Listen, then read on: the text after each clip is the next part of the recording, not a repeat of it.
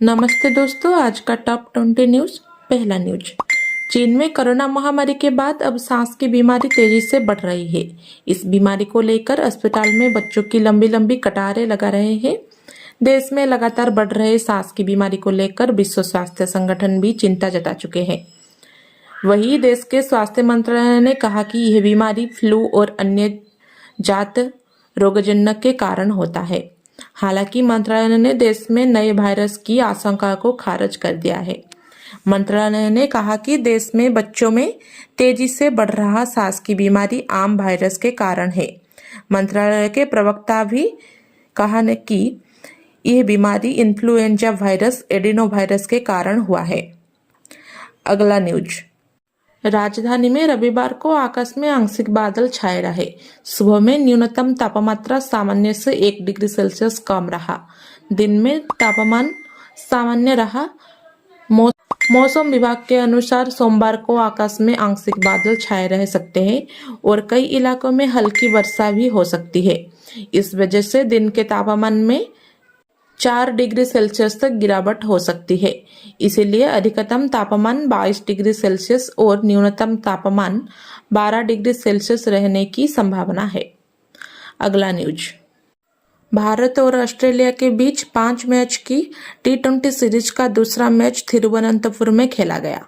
भारत ने बल्ले और गेंदों से दमदार प्रदर्शन करते हुए ऑस्ट्रेलिया को 44 रन में हरा दिया। भारत ने पहला मुकाबला 2 विकेट में जीता था। टीम इंडिया ने सीरीज में 2 से बढ़ते बना ली थे। मेहमान टीम ऑस्ट्रेलिया ने टॉस जीतकर पहली गेंदबाजी करते फैसला किया। यशस्वी जायसवाल और ऋतुराज गायकवाड़ ने भारत की तेज शुरुआत दी। तेज खेलते हुए यशस्वी ने 24 गेंदों पर अर्धशतक खड़ा कर दिया। अगला न्यूज, काठमांडू से दिल्ली के लिए उड़ान भरते उक्त एयर इंडिया के एक विमान से आवाज आने के बाद शनिवार शाम उसे वापस लौटना पड़ा।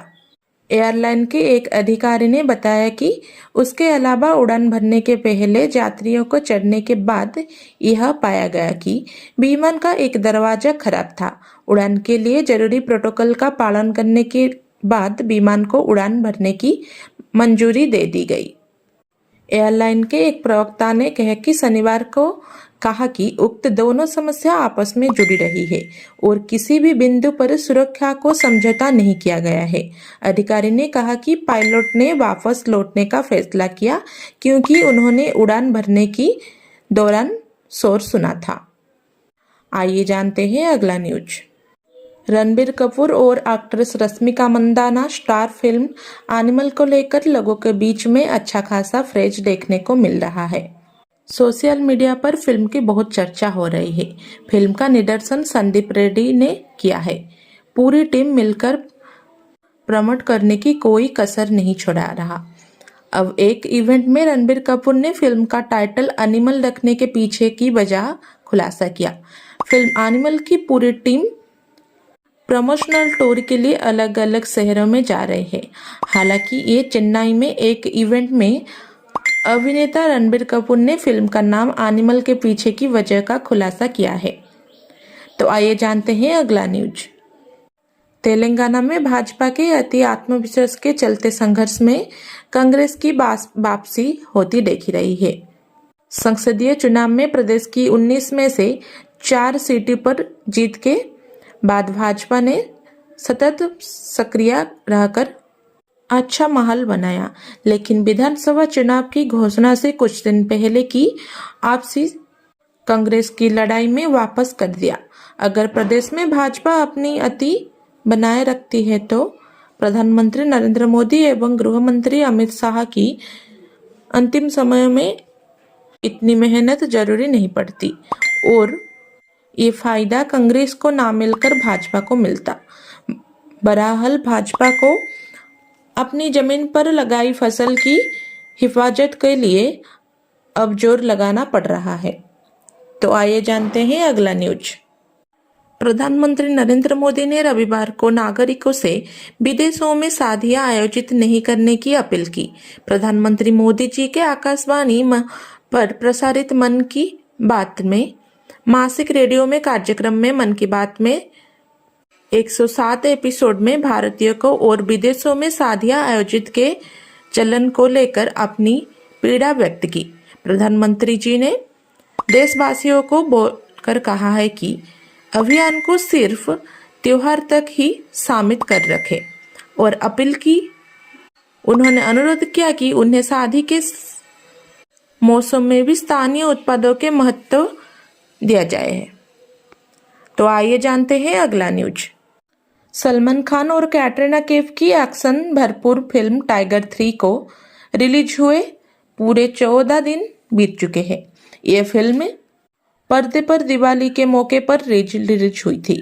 पिछले 15 दिनों में फिल्म ने पूरी कलेक्शन 265 करोड़ की कमाई की है। पिछले 15 दिनों में पूरी कलेक्शन 265 करोड़ की कमाई है। बॉलीवुड कलेक्शन की तो 500 करोड़ के लगभग हो जाती है। इसलिए ये फिल्म बिल्कुल तैयार है 500 करोड़ के लिए। वही अब इसलिए सलमान खान और कैटरीना कैफ के फेस के लिए खास एक्टर लेकर आए हैं। तो आइए जानते हैं अगला न्यूज। राजस्थान रॉयल्स ने आईपीएल 2024 के नीलामी से पहले अपने रिटर्न और रिलीज प्लेयर्स के लिस्ट रविवार को बीसीसीआई को सौंप दी है। राजस्थान ने एक्शन से पहले फुल 8 प्लेयर्स को रिलीज किया है, जिसमें अच्छे खिलाड़ी शामिल हुए हैं। राजस्थान रॉयल्स के देवदत्त पड्डीकल अब लखनऊ सुपर जायंट्स के लिए खेलेंगे। ऐसे में जानते हैं राजस्थान रॉयल्स की कौन कौन खेलते हैं। तो आइए जानते हैं अगला न्यूज। चीन के स्वास्थ्य मंत्रालय ने रविवार को कहा कि देश में सांस संबंधी बीमारियों में वृद्धि फ्लू और अन्य जान रोग के कारण हुए हैं, न कि किसी नए वायरस के कारण। चीन में श्वसन संबंधी बीमारियों ने विश्व स्वास्थ्य संगठन का ध्यान आकर्षित किया है। राष्ट्रीय स्वास्थ्य आयोग के एक प्रवक्ता ने कहा कि श्वसन संबंधी संक्रमण ने हालांकि हालिया मामले influenza virus, rhino virus, respiratory virus के या फिर एडिनोवायरस के साथ साथ माइकोप्लाज्मा निमोनिया जैसे सामान्य जीवाणुओं के कारण हुए हैं, जो श्वसन पथ को संक्रमण के लिए जिम्मेदार होते हैं। मंत्रालय ने स्वास्थ्य अधिकारियों से बुखार की इलाज के लिए अधिक से अधिक इलाज के लिए अनुमति दी है। तो आइए जानते हैं अगला न्यूज।